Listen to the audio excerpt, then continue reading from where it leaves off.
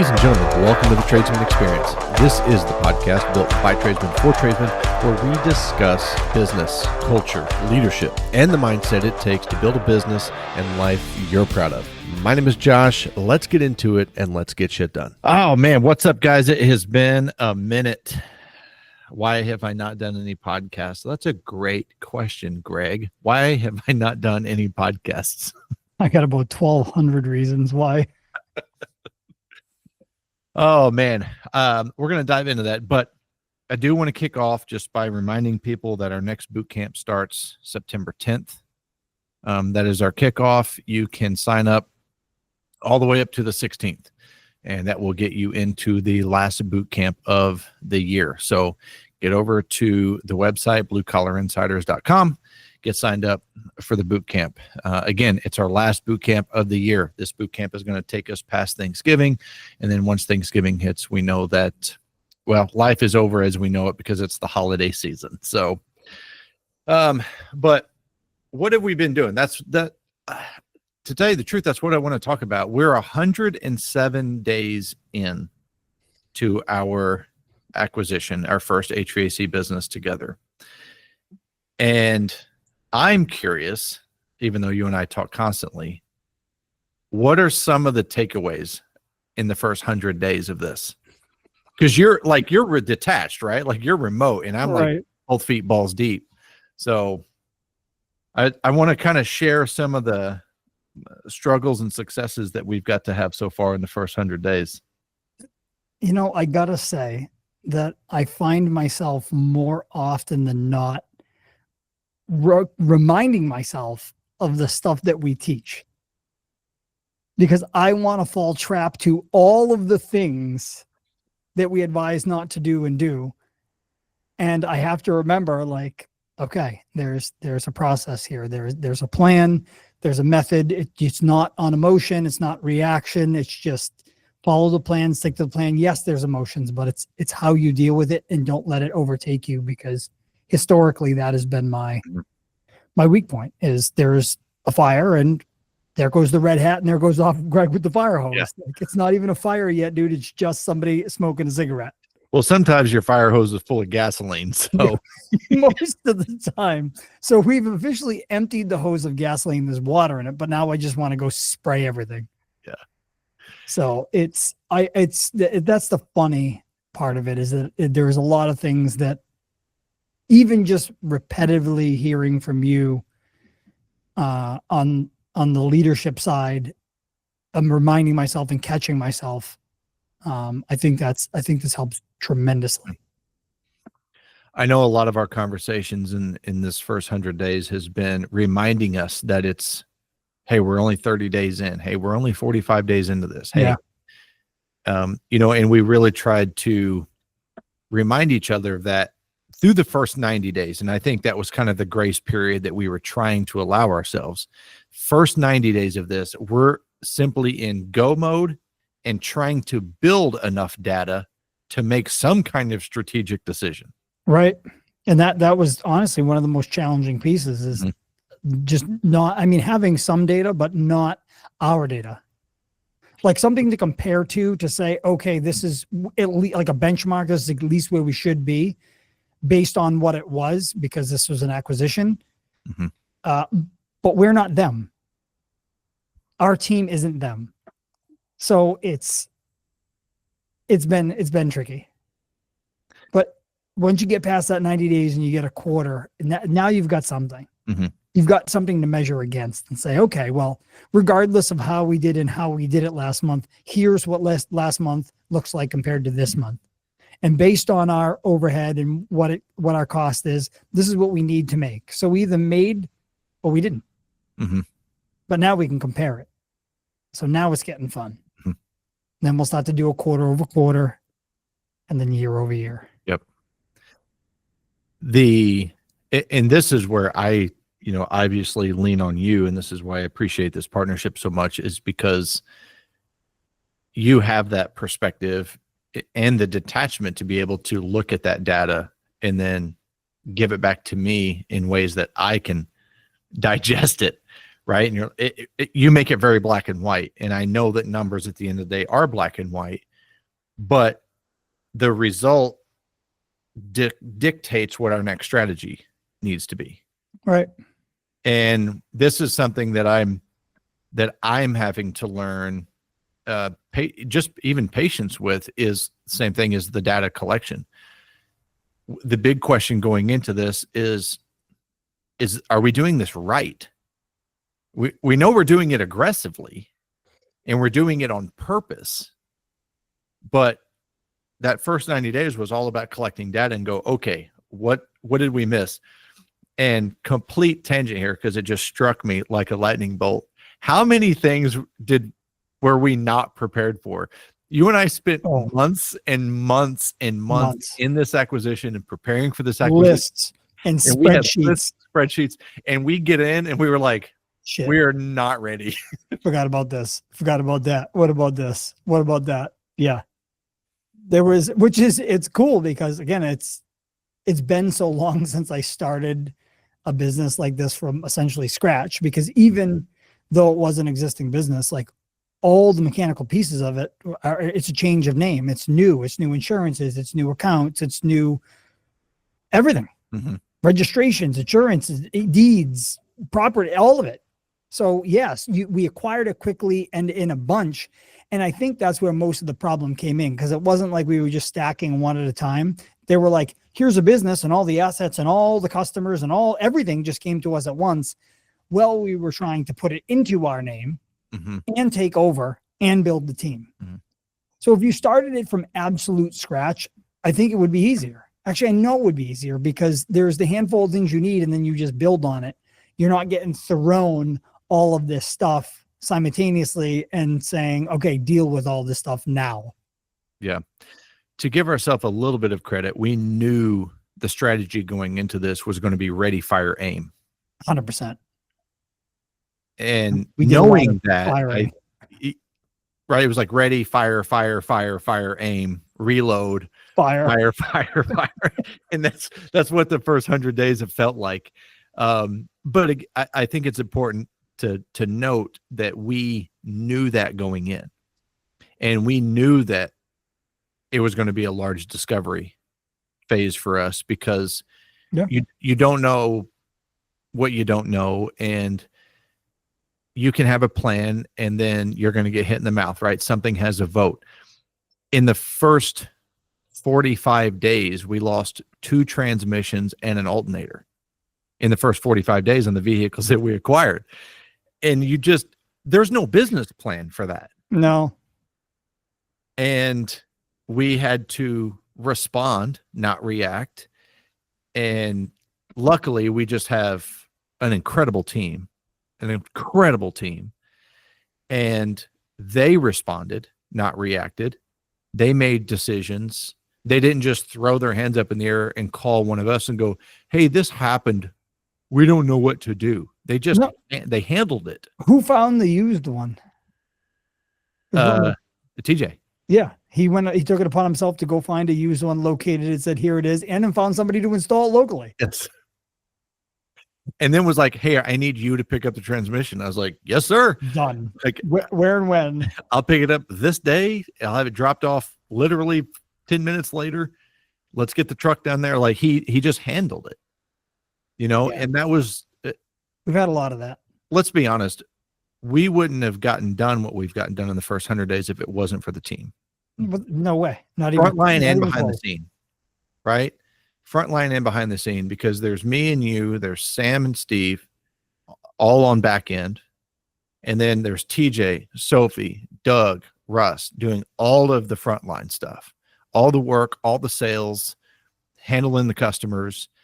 And they just, again, like we wouldn't have been able to do what we did without them, because again, they didn't call and say, oh, we have a problem. What do you want us to do? He was just like, hey, this is what happened. This is what we did. What is the next step? He didn't want to spend $5,000 on a transmission without having a conversation first, but he got all of that information and then brought it to me and was like, this is where we're at. So what you're saying is he there was a problem and he brought you a solution. Brought me a solution. That's right. And the first van, by the way, the first van died 9 days after we took over.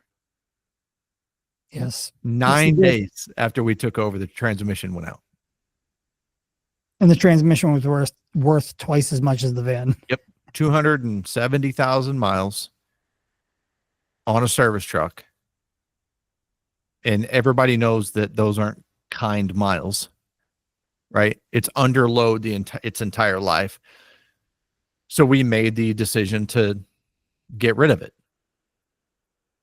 Now, just for transparency, that thing is still setting in our shop because we're waiting for the titles from the attorneys and all of this crap so we can actually get rid of the thing. So right now it's just taking up space in our shop. Legally can't even get rid of it. That's yeah. Oh, and so we very luckily we had the other service truck and we switched him all over and we got him going, and 15 days later the transmission went out in that truck. And TJ called me and told me, I said, "You're just going to have to stop calling me. This is getting old real fast." But I bring up those things because two pieces. One, that's not something you can plan for, right? And two, it's how you respond. And we have a team that come up with a solution. They responded to the situation, then come up with a solution. And I mean, I could spend an hour literally telling story after story after story of everything that team has done since day one to make this possible. Couldn't do it. Feels like an eternity, and it's only been 107 days. Yeah, it feels like we've been there for a decade. I think it's crazy. Yeah, it is crazy. But we are not, immune to all of the problems that people deal with in a daily, weekly, monthly basis. Oh, hell no. Hell no. But I think I'll give us a little credit and say in the way we've dealt with them has been it's on point. A lot of learning. Yes. A lot of learning. And for me, going back into business and into that industry, I've had to make sure that I'm not also jumping out in front and just, putting the tool bag on or making all of the decisions. I have to make sure that I am asking the questions. Well, what do you think we should do? What are your thoughts on this? What have you discovered so far? There's been a few times where I've had to make quick tactical decisions and we move and we go and everybody understands that. But reminding myself that the roles that we play is to coach our team into making these decisions. And it's been difficult. It's been very difficult. Because I'm just like, yep, let's just do this and that and this here and over there and done. Right? It's done. And that's what we all do. It's just done. Check it off. Check it off. And then everybody goes and does it and doesn't learn anything. And then the next time it happens, they come right back to you. Right. We were about our first month or so in, and we took over, we signed the papers the afternoon of May 19th. So May 20th was day one for us. So by the end of June, with the weather and the acquisition and things that we're implementing, the previous owner, he walked in one day and was like, and just told me, he goes, I am blown away at what you guys have done in 30 days. It's like, I see what you guys are doing, and it's everything that we should have done over the last 10 years. And he goes, I just want you to know that it's impressive. Didn't feel impressive. It didn't. No, felt like we were on fire and drowning at the same time. Yes, it did. But it was just kind of a good confidence boost coming from somebody that I know and respect, but also owned the company before and really had this kind of wow factor. And yes, I am bragging on what we've done and what the team has done, but he just kind of had this wow factor, was like, holy shit, you are actually doing everything you said you guys were going to do. And And then you- some. And then some. Yeah, you're doing it faster. And I think that's one of the things I've learned so far is aggression can create the illusion of moving too slow.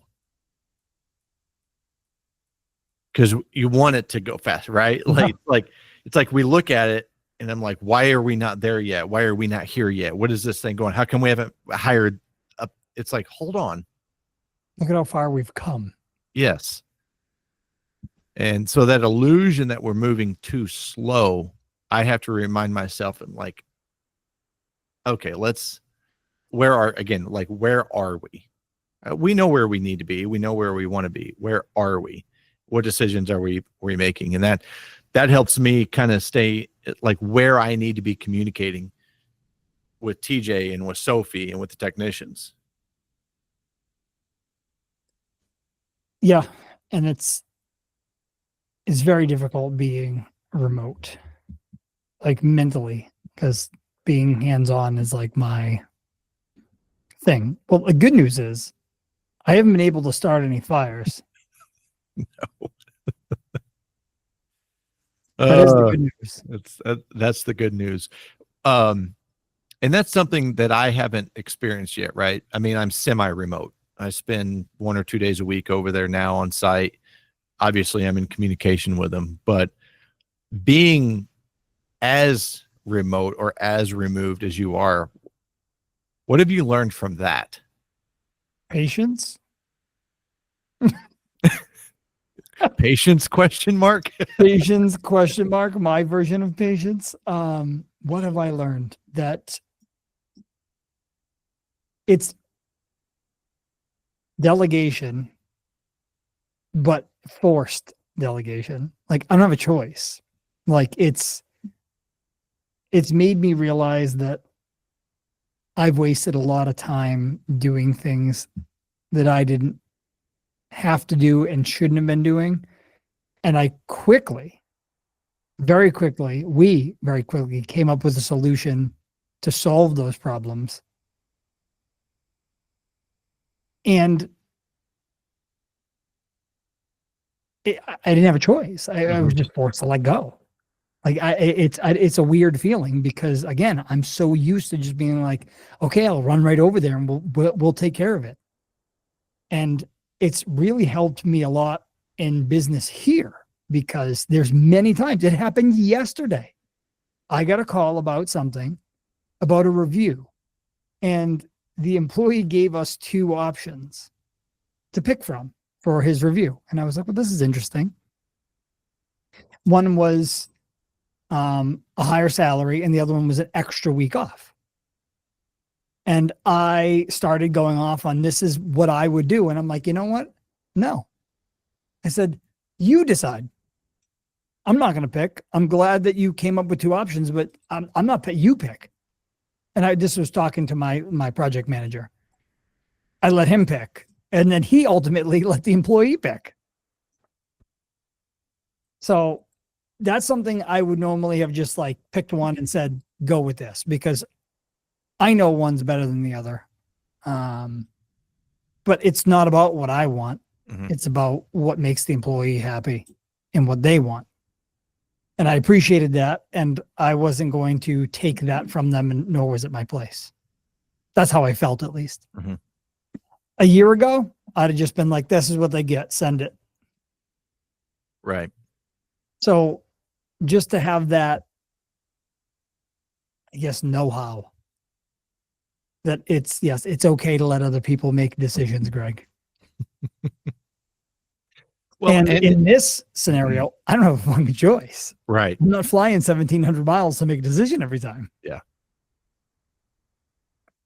So, building back from the expectation, and that's something that probably with TJ more than anybody that I, spend time with. And if I give an expectation, I also give an explanation as to why. Okay, why is this the expectation? Why is this the metric? Why do we need to do job costing? Why do we need to do this? That way they understand, he understands, or the team understands. We talk about this with, system implementation all the time. Why does it exist and how does it benefit them? So we walk through those metrics. And he may correct me on this, but I'm going to make a bold statement and say that I've not just told him to do anything yet, because this is the way that we do it. I don't think that has been my instruction one time. It's been, here are the expectations. Let's talk about how we're going to get there. These are things that I know, and we're getting so much better at those conversations that he'll come back and I will get to see a completely different solution or a completely different pathway through a completely different lens, because I'm willing to listen. Because at the end of the day, I'm not the one implementing it. And he's just like, yeah, but but this, it happened to us on one of our financial calls, and we were looking at job costing. And I made the recommendation. I said, I think that we need to have 2 sheets, and we start tracking consignment for install, and we start tracking consignment for service. And then we can track inventory on the truck. And he was like, basically was like, that's going to take so much more time. It's not worth it. Because when we talk about systems, right, they have to be effective, they have to be efficient, and they have to be easy. Well, if the system's not efficient, it's a bad system.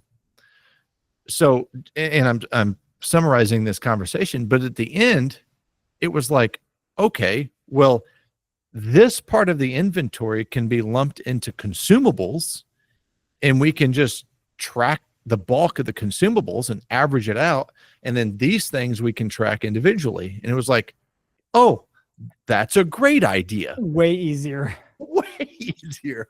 Now it's easy. Now it's effective. Now it's efficient. And we're getting the result that we want. And we're not having to count PVC elbows every time we put a drain line in. Because he was like, what? No. And it wasn't like he gave us a direct no, but he gave us a reason as to why it should be no.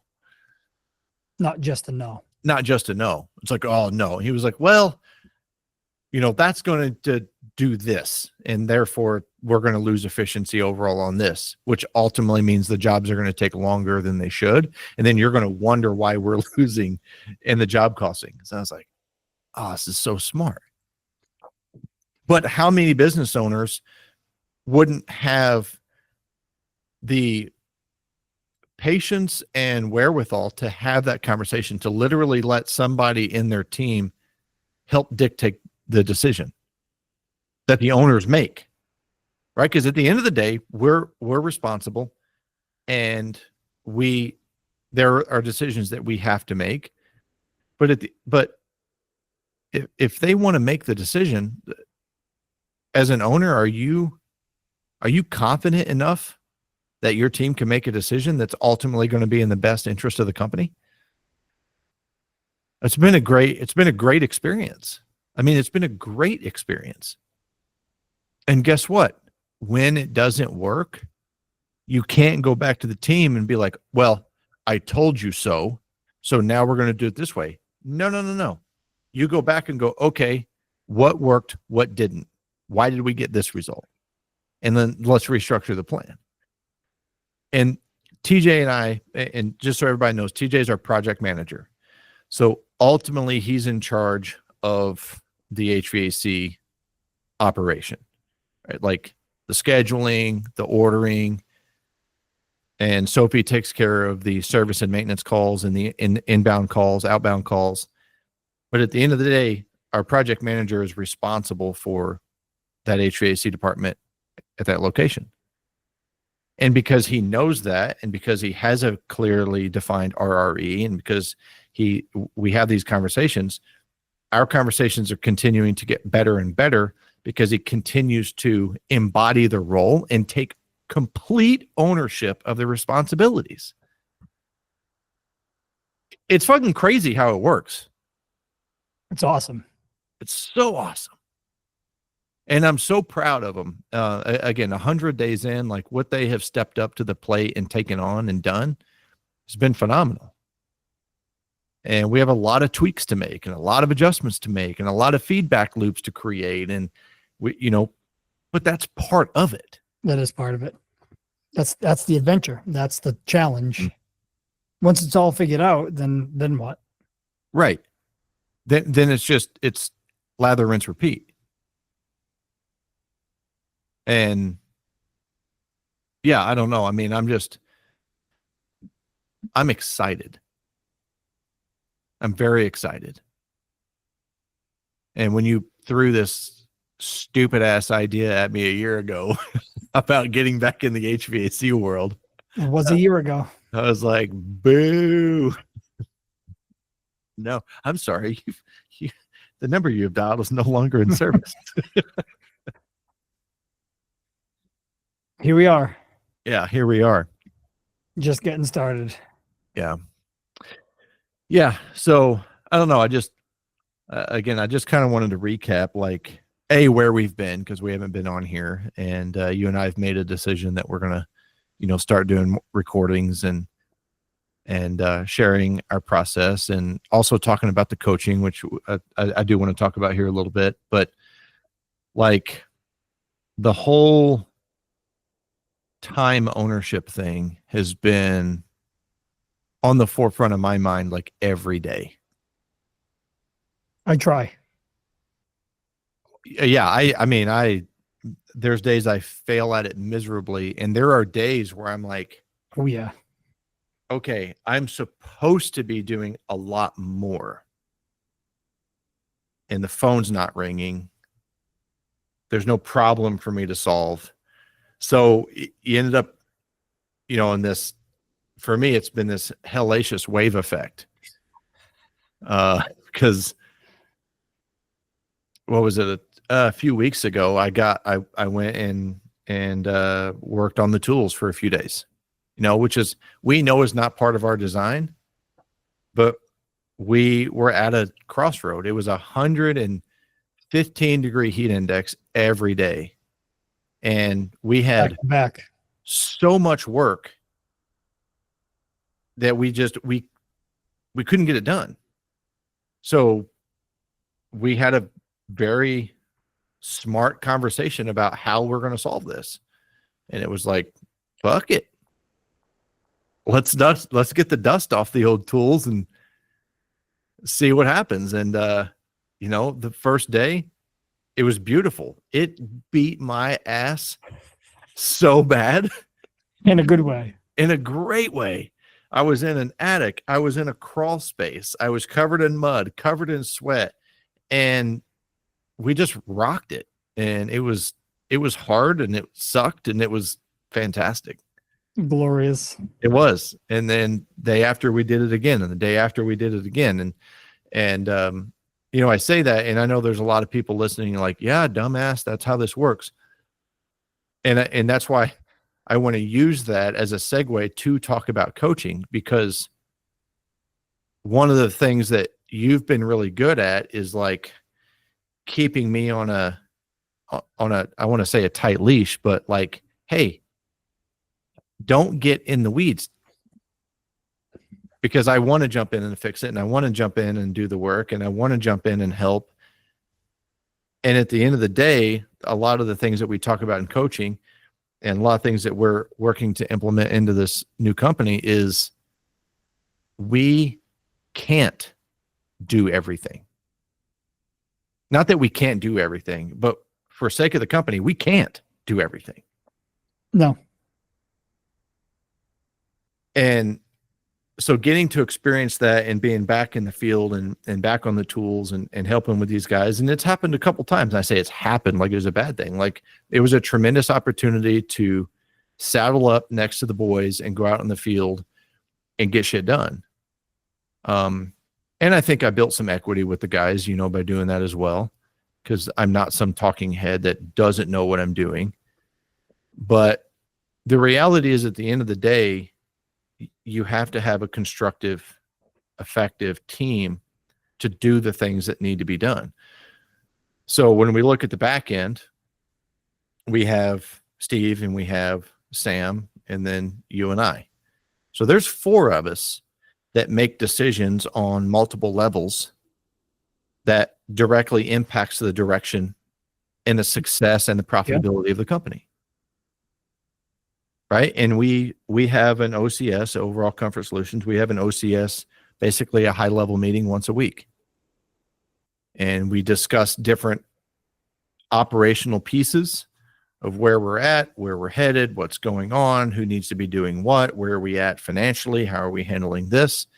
And we talk about these things high level so everybody can break away from that meeting and go back into their lane and focus on where they need to focus.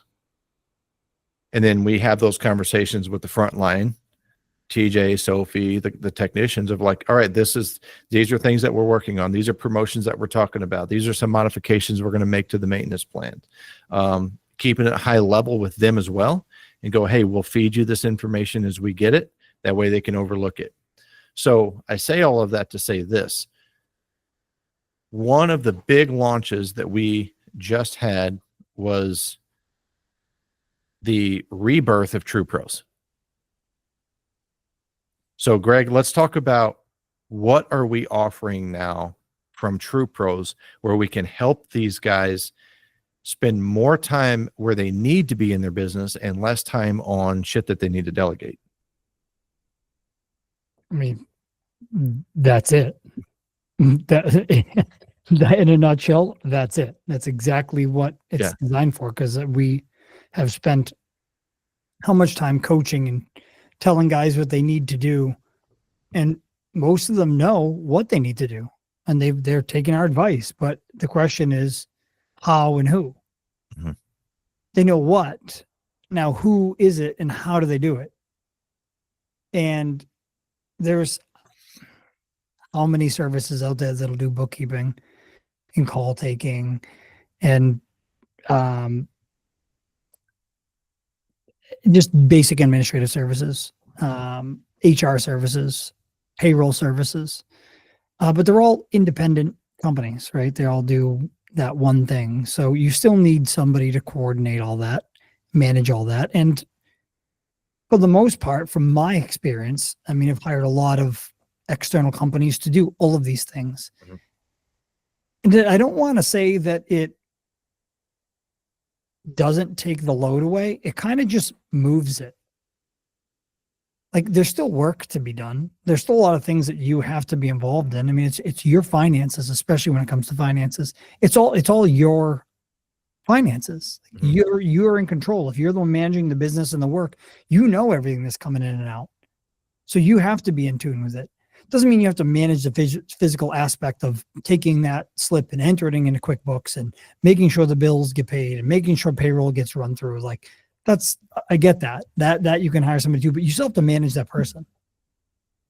And then once you've managed that person, then what do you do with it? Like, what do you do with all the information? You just hand it off to your CPA, and then he tells you, based on his professional opinion, what you should do with the lack of or excess money. Does he know your business? I mean, some CPAs might. The typical, they don't. They look at it from just a numbers perspective. They're looking at whatever you put in and saying, this is based on what you put in, whether it's right or wrong, this is what I think you should do. That's the short and skinny of it right there. Like, that's, if you put a bunch of crap in there and the CPA looks at it and says, well, this is what I think you should do. Like, how accurate is that? And I can tell you, most books aren't well oiled. So you're getting advice on data that's inaccurate, or you wait for your accountant to reconcile your books for you. Unless you're going through it transaction by transaction with him, he's doing the same thing. He's just saying, well, this kind of looks like it jives and matches, and this is what I think this is, and I'm going to categorize over here because that's what makes sense to me. You have no idea. Or maybe you do. But they're doing what they want to do, not what is really supposed to be done to your specific instance, because every business, it's like a fingerprint. They're all generally the same, they're fingerprints, but everyone is unique. Everyone has subtle differences. Everybody operates their business just a little bit different. That's where True Pros kind of shines, right? Like we take that whole thing, and not only do we enter all the data in like it's supposed to be, but we have conversations with you and go over reports with you that are specific to your business, not the industry, not your business, like your actual business. So that's just one piece of True Pros. That's the bookkeeping aspect. So it's like bookkeeping on steroids. It's like having a pre-accountant / CFO and a bookkeeper rolled into one that's customized for your business. Again, this is just the bookkeeping piece. Right. I think business owners never look at opening a business and decide, I want to do spreadsheets. I want to do budgets. I want to do. If you're good at a craft, no, nobody thinks that. That's right. So they look at their craft, and then when this financial train shows up of all of this information that you have to make your business successful, everything that we do is reactive because we do the work first. Yep. And then we attack the financial pieces of the business when we have time. Now, this is something I love about Steve's analogy. Most small business owners have a shoebox full of receipts that they take to their CPA once a year, and they wait for the CPA to come back and say, you made money or not. And that's how they operate the financial piece of their business.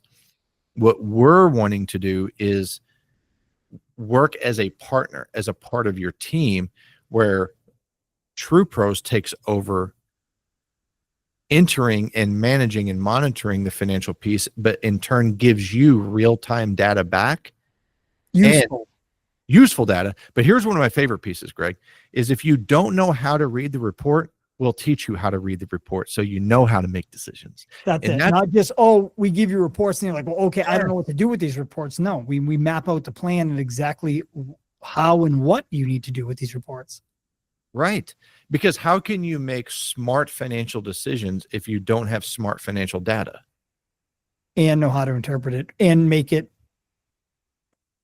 relative to your business, right? Like how does it work with how you're going to move forward, how you're going to grow, how you're going to hire, how you're going to expand and take on bigger work. Like all that's, it's not just, oh, I got a bigger job and I make more money. That's how a lot of guys sink. I mean, everybody's heard those stories. They went from 4 guys to 15 guys back to 4 guys. Geez, I wonder why. I'm sure there was a ton of financial planning involved and everything went to plan. They just decided that 4 was better. That's right. Yeah. Oh, it was easier to manage and we made more money. That is what I hear. It is. What that translation is it's easier for me to manage and therefore I make more money because you can actually manage it because there wasn't a scalable system involved and nobody was reading the gauges. So what got out of control, they felt like they lost control, which they probably did, shrunk it back down by choice or not, and then got to a point where they could manage it again and said, this is better. This is where I make money. Yeah. I think there's some truth to that. There is. And I think that's one of the big separators that we're really talking about here is a standard bookkeeping service is going to do data entry, reconciliation, and then give you reports.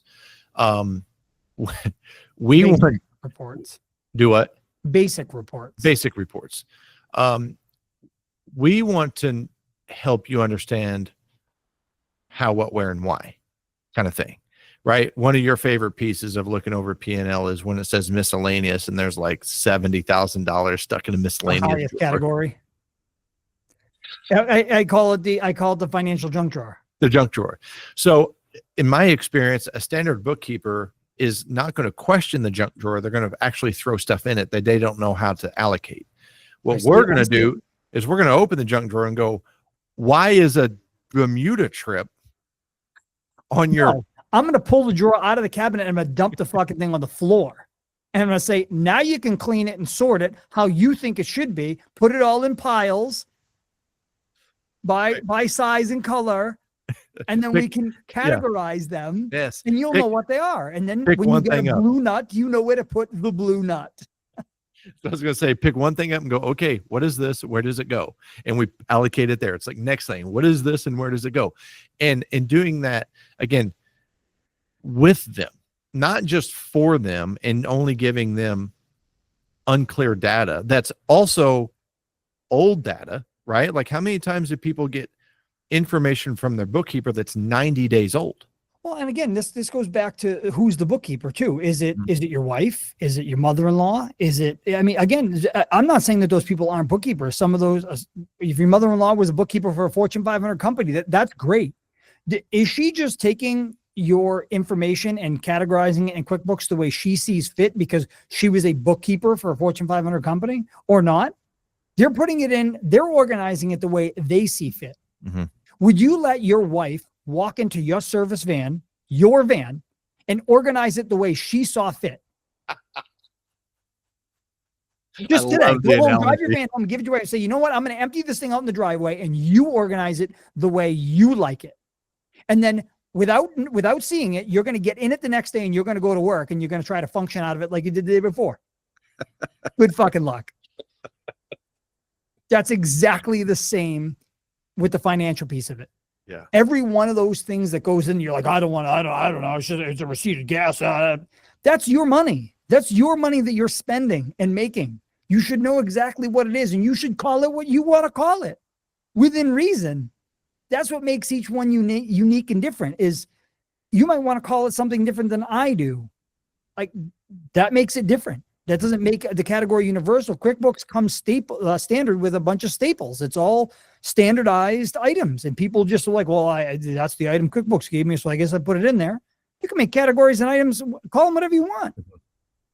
But you give that to a bookkeeper, and they do that. They do it the way they want. They organize it the way they want. And then when you have to get rid of them, or they leave and they dump it on your lap, I don't know what the hell they did here. What do you mean? It's your money. So again, you should have a know-how. It doesn't mean you have to do it. And when it comes to getting financial reports, like we keep using the word reports, like these things can look like something somebody drew with a crayon. Like they're that easy to read, because we don't just say, here's a report and figure it out. Like, we break it down and simplify it to make it applicable to your goals, to your strategies. So we can do forecasting and help you understand that, like, if you want to buy that fucking $150,000 pickup truck, you can. Here's how you do it. Not just go write a check and robbing Peter to pay Paul, or putting yourself in a hole. Like, here's strategically how to do it, so you're being smart about it, and that doesn't impact the business, so you don't get stressed out and you don't feel like you're married to this payment now. Like, here's what the company looks like as a whole for you to be able to afford this. If you want to grow by 10 guys, here's how you do it. Here's what you need for work. Here's what you need to be bidding. Here's what you need for cash flow. And we go through all that month over month, week over, whatever it takes. Depends how aggressive you want to be. Mm-hmm. And that's where it's more the coaching aspect, right? Like, it's bookkeeping and coaching. Mm-hmm. Again, this is just the administrative piece. We've got tech, we've got HR, but we're just diving into the administrative part. Yeah, the bookkeeping. And we did that on purpose because of the feedback that we got from all of the clients that we work with. And we would talk about this in the boot camp or the one-to-one coaching. And oftentimes they would come back and say, I can't find a bookkeeper to do these things. Well, you can only listen about a problem for so long until that entrepreneurial spirit kicks in and you want to solve it. Never mind the fact that True Pros has been in business since 2019. So we took this thing that already exists, restructured it by integrating some of the things that we do in the coaching that we teach in our coaching, and building these services up now on where we're going to have a menu-based platform.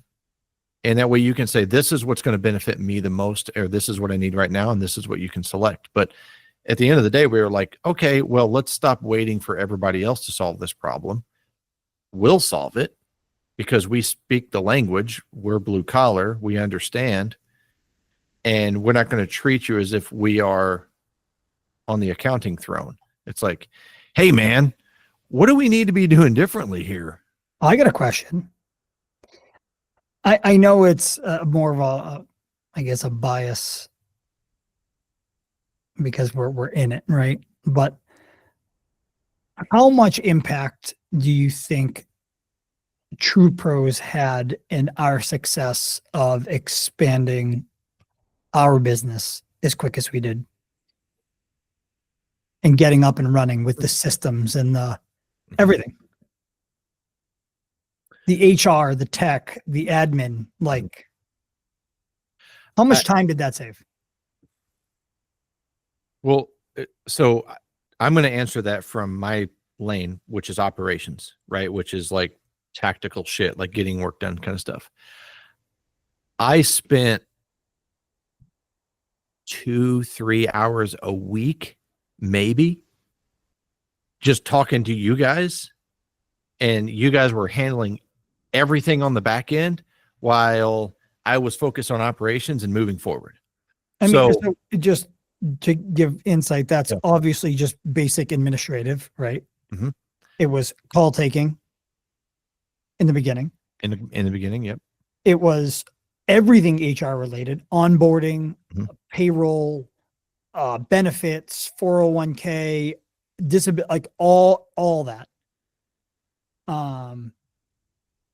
On top of the tech, the computers, the phones. I know it's you just get a phone and a phone number and a computer, right? But like systems, softwares, phone, internet, power, utilities, like everything that gets switched over in our name.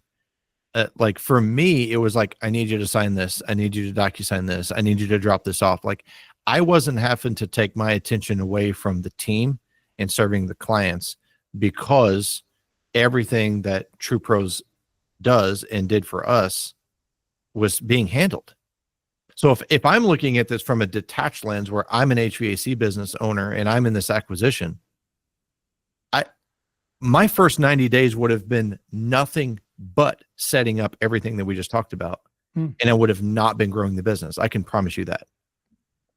That's my point. And again, I know it's a bias, right? It's a biased point of view. Right. Like I get it. We're in it. We're managing both. It's easy to just throw it in there, right? But it's easy for me to say, Steve, I need this. And he's like, done. But for real though, I mean, that is True Pros. That is what it is. That's what it did. And thus far, how well has it worked? Yeah. The only thing I have set up is Google Calendar. And that I'm not joking. And that's just temporary. That's temporary because it's a temporary solution. It's a temporary solution until we get a CRM, which again, Steve is doing all of the back end investigative work to find out what's a CRM for us, right? So the IT. And that's another piece is, as most people listening to this who have a QuickBooks or a company that they're using a CRM, they know that they integrate and all that data works in between and works together. And most just go through the training that the software company has given you and you just do what they tell you and ta-da, gives you a result. And half the time you end up having to manually sort through and fix mistakes because it's either QuickBooks fault or Service Titan's fault or Field Pulse's fault or whoever's fault it is. It's always somebody's fault, but one blames the other and back and forth. We handle a lot of that.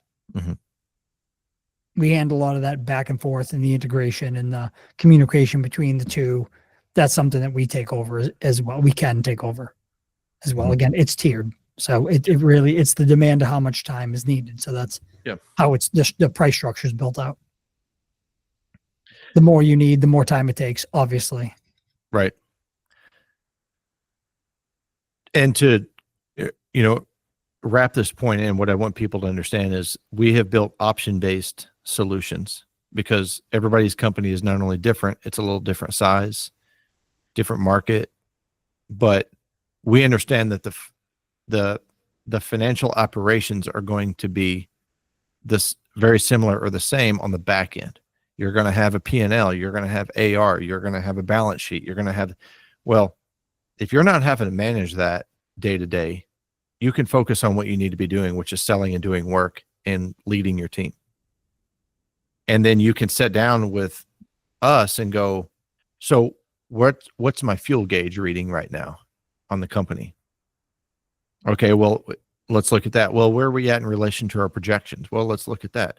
Okay, how are we on budgeting? I'm going to need to buy a new truck if work continues. Okay, let's talk about that.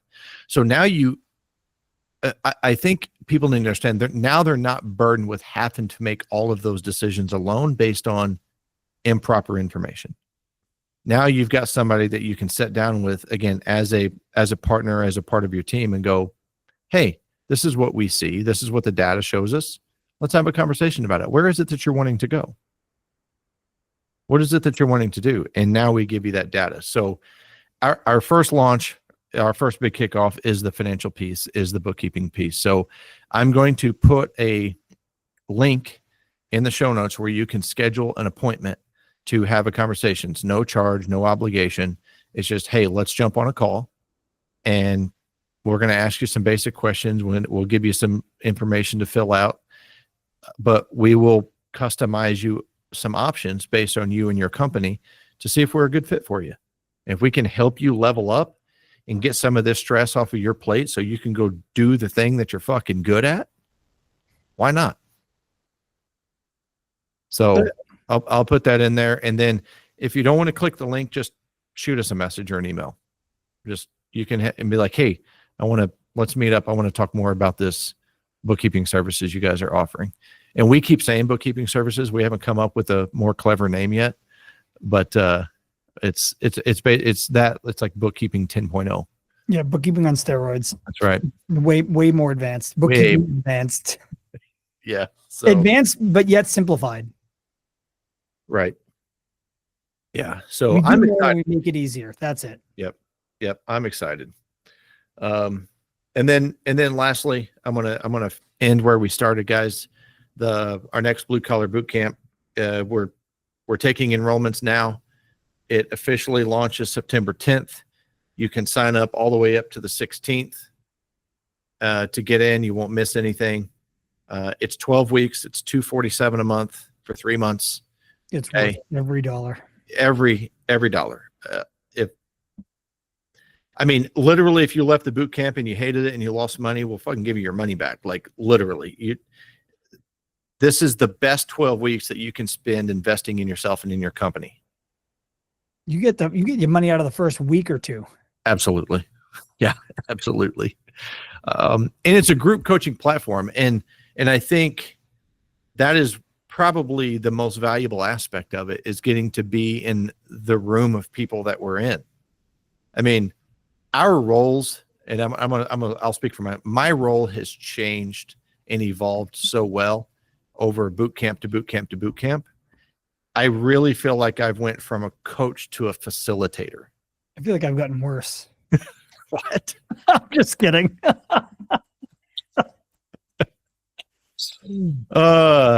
By me and being like, because I can be militant at times.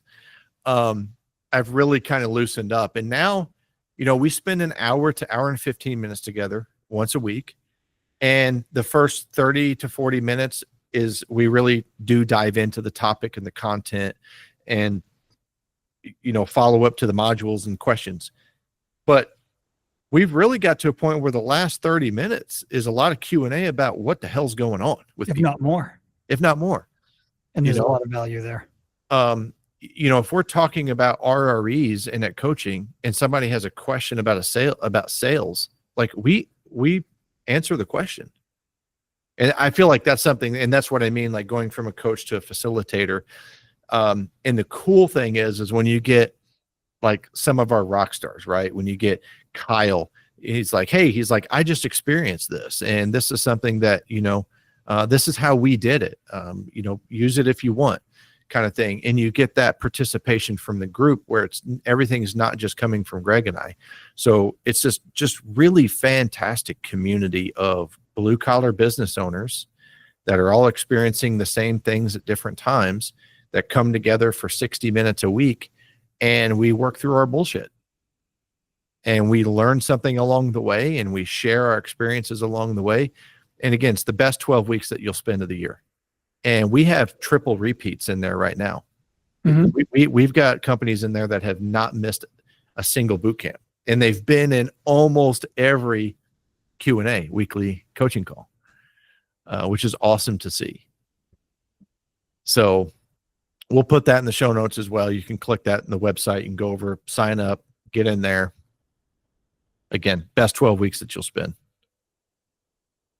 So, man, Greg, I feel like we got the rust blown off pretty quick here. We haven't done a podcast. Yeah, not bad. We haven't done a podcast in a hot minute, but yeah, I'm really excited about getting to share this, this new journey with people, and the coaching and True Pros and Overall Comfort Solutions. And we're breaking every Hermosi rule right now by not focusing on one thing. But I don't want to be selfish. I want to be able to share this with people and help them become successful as well. Right. So cool. All right, Greg, what's your Instagram now? What are you doing with that?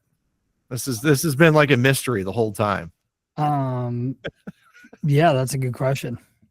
What's Instagram again? I know, it's so bad. It's so terrible. No, I mean, I kind of don't have one. Yeah, I didn't know. I haven't seen you really put anything on there. No. I mean, sometimes Andre will show him torturing you. I mean, I the only time I've been on there is at the Speedy Tradesman. But that's usually just me posting race related shenanigans. So yeah. Race and workouts. That's about it. Yeah. Well, yeah, that's just me. That's default from Facebook being shared by Andre, and then it being transferred over to Instagram automatically. Got it. Well, we do still have Instagram at the Tradesman Experience, but we also have Instagram at Blue Collar Insiders. And just so everybody knows, as Greg and I, if True Pros and Tradesman Experience have come together, that our birth of Blue Collar Insiders is where we're going to start putting everything. That's where the coaching structures move to. It's where a lot of our information is going to move to. We're going to keep the Tradesman Experience podcast, but everything else is getting housed under Blue Collar Insiders, and which is exciting for me because we get to have everything in a single platform now. Yeah.